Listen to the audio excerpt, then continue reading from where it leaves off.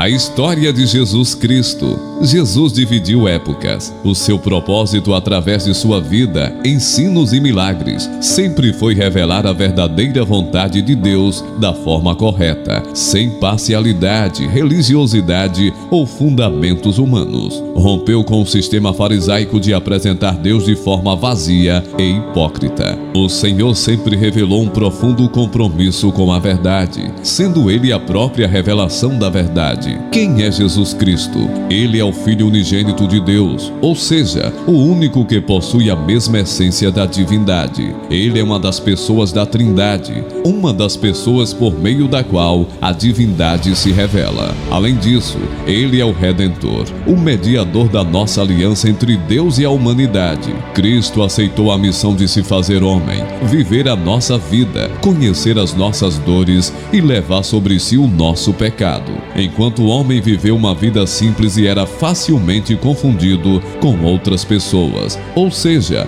humanamente falando, Jesus Cristo não se destacava. No entanto, sua humildade e sabedoria, além de seu poder, deixavam muito claro que era alguém especial. Enquanto os judeus aguardavam um libertador humano, ele se revelou um Salvador eterno. Maria, sua mãe. Maria foi agraciada por Deus para ser a mãe do Salvador. Lucas 1:38. Obviamente que a escolha não foi sem razão. Ao falar com Maria, o anjo Gabriel lhe diz: alegre-se, agraciada, o Senhor está com você. A mãe do Messias desenvolveu uma vida de intimidade com Deus, guardando sua palavra e conservando seu corpo em pureza diante dele. Seu nascimento. O nascimento de Jesus é um dos maiores exemplos de humildade da história da humanidade, porque mesmo sendo o Senhor e Rei eterno, ele se fez homem e nasceu em uma manjedoura, junto com os animais. Lucas 2:7. Ou seja, parte do plano de Deus no nascimento de Cristo era que ele vivenciasse as nossas dores para entender nosso sofrimento. Como Deus, o mestre dos mestres nunca se cansou, sofreu, sentiu dor de cabeça ou dormiu. Isso só se tornou possível quando ele começou a ser gerado pelo Espírito Santo no ventre da humilde Maria. Seu primeiro choro e sua primeira respiração foram em um ambiente cercado por feno e animais, em uma manjedoura. Ali o Deus eterno se fez homem. Os milagres. Os milagres de Jesus são um grande marco de sua vida e ministério. Atos 10:38 é algo sem precedentes. Nem Moisés, Elias, Eliseu e todos os outros profetas foram tão agraciados por Deus com tantos milagres. Eles têm o propósito de revelar o Filho de Deus, manifestar a misericórdia e a vontade do Senhor para a humanidade e levar o perdido a crer. João 4:48. O ensino de Jesus Cristo. O mestre ama ensinar. Mateus 5:1 e 2. Ele observava as multidões e ficava movido de compaixão por elas, por serem como ovelhas sem pastor. Mateus 9:36. A doutrina ministrada por ele, em um sentido macro, marca a história da humanidade, são os fundamentos da sociedade ocidental, sendo o alicerce da fundação das maiores nações do mundo. Todos os países de primeiro mundo, que estão no topo há mais de 30 anos, têm na sua história as lições do Senhor como fundamento de sua construção.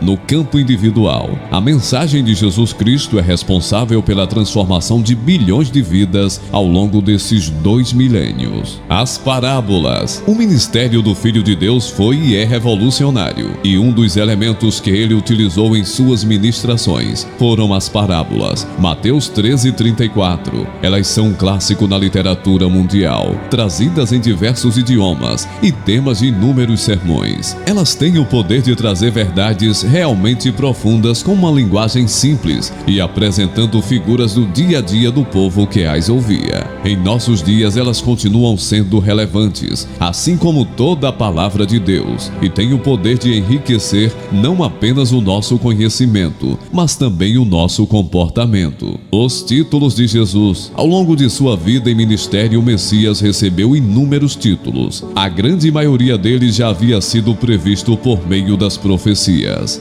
A seguir você verá a lista de todos os títulos pelos quais o Senhor Jesus era chamado. O Filho de Deus. Em diversos lugares a Bíblia afirma que Jesus Cristo é o Filho de Deus. João 1,34, Mateus 16,16 e João 1,49. Isso significa, dentre tantas coisas, que Cristo possui a essência de Deus. Além de seu nascimento virginal, a sua vida é ímpar. Nunca se viu alguém capaz de operar tantos milagres como ele. O seu repertório inclui diversas ressurreições de mortos, cura de cego de nascença, poder sobre a natureza, como andar sobre as águas e acalmar tempestades. Além disso, o Senhor morreu e ressuscitou ao terceiro dia, fato que foi testemunhado por um bom número de pessoas. Jesus Cristo existe antes de todas as coisas. Ele esteve com o Pai e o Espírito na criação. Sem ele, nada do que existe teria sido feito. Colossenses 1:13-20. E por fim, ele é o único capaz de reconciliar a humanidade com Deus. Não há ninguém, no céu, na terra ou debaixo da terra, capaz ou apto para restaurar essa comunhão. Somente ele, 1 Timóteo 2:5. O Filho do Homem. Na cultura hebraica dos dias do Senhor, essa expressão se referia a alguém de posição humilde, sem privilégios. Na Bíblia, a expressão Filho do Homem aparece cerca de 80 vezes, fazendo referência a Jesus Cristo. Lucas 22:69. Ela pode apresentar dois sentidos: o Messias como ser humano normal, o Messias como Filho do Homem que aparece na profecia de Daniel, Daniel 7:13-14. Não é incoerente afirmar que Cristo tenha usado essa expressão com ambos os sentidos, já que ele era 100% humano como o Messias prometido. O Filho de Davi. A voluntariedade de Davi chamou a atenção de Deus, o qual prometeu ao rei que o seu trono seria perpetuado. Um herdeiro de Davi governaria para sempre a Israel. 2 Samuel 15:17. Quando as pessoas viram a Jesus e tudo o que ele fazia, reconheceram que ele era esse filho de Davi. Lucas 18:38. O Rei Eterno de Israel. O bom pastor. A função do pastor é basicamente três: guiar, proteger, alimentar. É exatamente isso que o Senhor Jesus Cristo se propõe a fazer por aqueles que creem nele. João 10:11. Guiar, proteger e alimentar. Ele é tão dedicado à sua tarefa que deu sua própria vida para guardar suas ovelhas. Ele reflete exatamente o pastor descrito por Davi no Salmo 23, inspirando confiança, esperança e cuidado mesmo em face da morte. O caminho.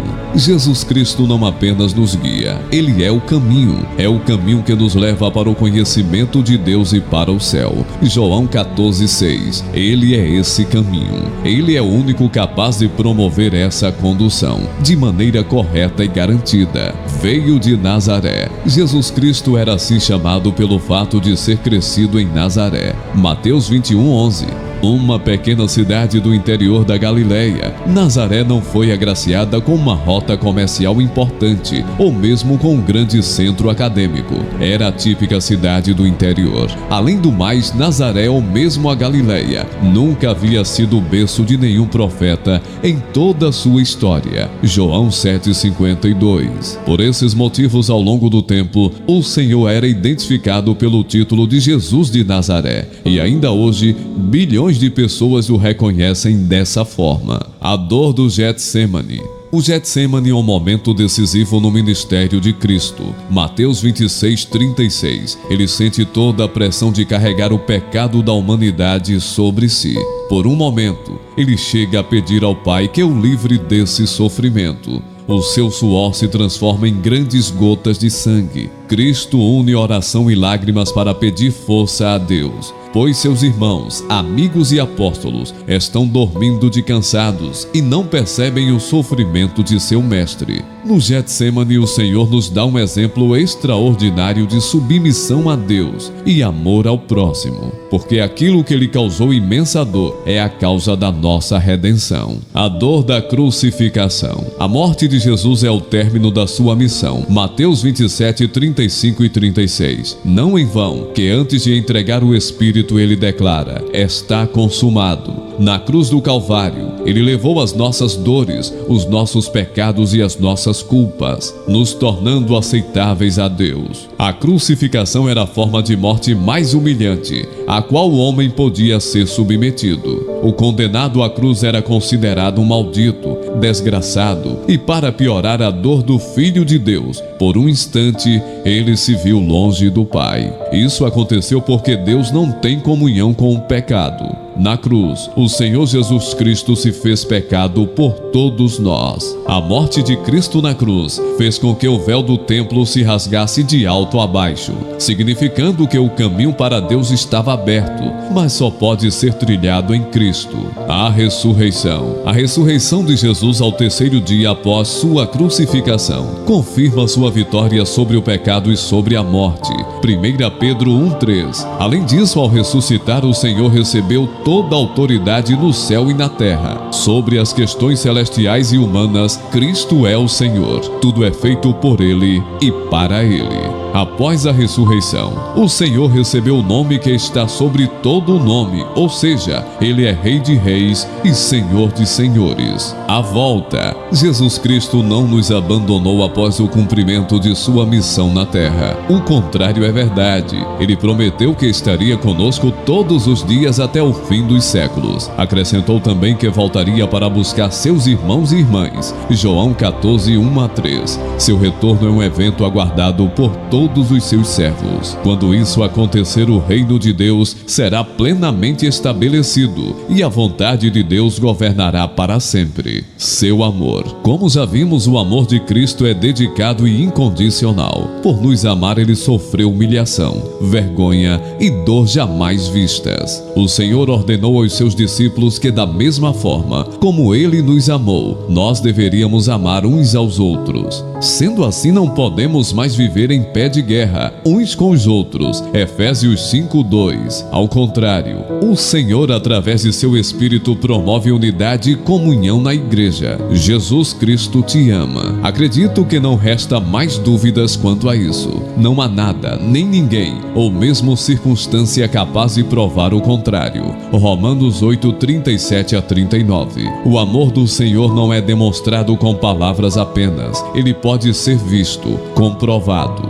Seu amor é palpável, não é uma lenda. Desfrutar esse amor é algo que está à disposição de qualquer um. A única exigência é que você creia nele e o receba como Senhor e Salvador de sua vida. Conclusão: Jesus Cristo é a pessoa mais importante da história da humanidade.